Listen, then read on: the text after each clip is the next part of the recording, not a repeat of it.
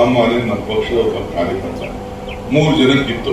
ಇವನಿಗೆ ನಮ್ಮ ಗೋಪಾಲ್ ಗೌಡರು ಹಾಸ್ಪಿಟಲ್ ಹುಡುಗನಿಗೆ ಮತ್ತು ವಿಜಯ್ ಕುಮಾರ್ಗೆ 3 ಜನಕ್ಕಿತ್ತು. ಲೆಕ್ಕಾಚಾರ ಆಗ್ತವೆ, ಪಾರ್ಲಿಮೆಂಟ್ ವಿಚಾರ ಲೆಕ್ಕ ಆಗ್ತವೆ. ಲೆಕ್ಕ ಹಾಕಿ ಮಾತಾಡಿ ತೀರ್ಮಾನ ಮಾಡಿ ಒಂದು ಸರ್ವೇನು ಸಣ್ಣ ಪಣ್ಣ ಸರ್ವೇನು ಮಾಡಿಸಿ ಆಯ್ತು ಒಬ್ಬ ಸೀನಿಯರ್ ಇದ್ದಾರೆ ಹುಡುಗ ಅಂತ ಅಂದ್ಬಿಟ್ಟು ಲಕ್ಷ್ಮಣಿಗೆ ಒಂದು ಅವಕಾಶ ಮಾಡಿಕೊಟ್ಟಿದ್ವಿ. ನಿಮ್ಮ ಹುಡುಗನ ನೀವು ಕಳ್ಕೊಳ್ಳೋಕೆ ಹೋಗ್ಬೇಡಿ.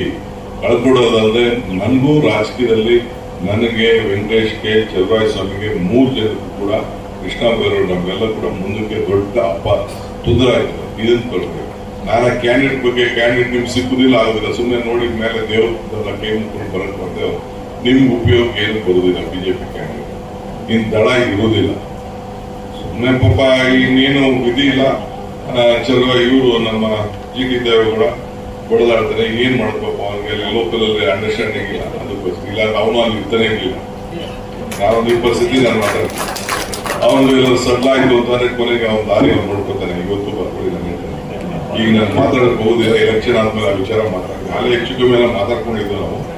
ಇರ್ಲಿ ಅವನು ಇಲ್ಲಿ ಸದ್ಯಕ್ಕೆ ಮಾತಾಡೋದು ಬೇಡ. ಅದಾಯ್ತು ಪಾಪ ಅವನ್ನ ಯಾಕೆ ತೊಂದರೆ ಕೊಡೋದು, ಅವ್ರಿಗೇನು ಮಾಡೋದು ಇರ್ಲಿ. ಅದೆಲ್ಲ ಸೋರಿತದೆ, ನ್ಯಾಯ ಸೋರಿತದೆ. ಬಟ್ ಇವತ್ತು ಲಕ್ಷ್ಮಣ್ಗೆ ನೀವು ಸಹಾಯ ಮಾಡಬೇಕು. ಲಕ್ಷ್ಮಣ ನಿಮ್ಮ ಮನೆ ಮಗ. ಈ ಅವಕಾಶನ ತಾವು ಕಳ್ಕೊಳಕ್ ಹೋಗ್ಬೇಡಿ.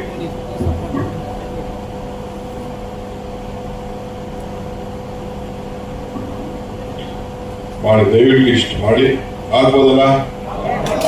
ತಾವು ಬೇರೆಯವ್ರನ್ನ ನಿಂತ್ಕೊಂಡು ಮಾತಾಡ್ತಿರ್ತಾರೆ. ಸುತ್ತಲ ಮಂಡ್ಯ ಇರ್ಬೋದು, ಹಾಸನ ಇರ್ಬೋದು, ಚಾಮರಾಜನಗರ ಇರ್ಬೋದು, ಮೈಸೂರು ಇರ್ಬೋದು, ಎಲ್ಲೆಲ್ಲಿ ನಿಮ್ ನಂಟಸ್ಥಾನ ಇದೆ, ಸ್ನೇಹಿತರಿದೆ, ನಿಮ್ಮ ಶಕ್ತಿ ಇದೆ. ದಯವಿಟ್ಟು ಸಹಾಯ ಮಾಡಿ. ಏನೇ ವಿಚಾರ ಇದ್ರು ದಯವಿಟ್ಟು ವೆಂಕಟೇಶ್ಗೆ, ಚಲುವರಾಯ ಸ್ವಾಮಿಗೆ, ನನ್ನ ಹರೀಶ್ ಗೌಡನ ಸಂಪರ್ಕ ಇಟ್ಕೊಳ್ಳಿ. ನಿಮ್ ವಿಚಾರ ನನಗಿರ್ಲಿ, ನಮ್ಮ ವಿಚಾರ ನಿಮ್ಗೆ ಇರಲಿ. ಇಷ್ಟು ಮಾತ್ರ ನಾನು ಹೇಳ್ತೀನಿ. ಲಕ್ಷ್ಮಣ್ 2 ನಿಮಿಷ ಮಾತಾಡ್ತೀನಿ.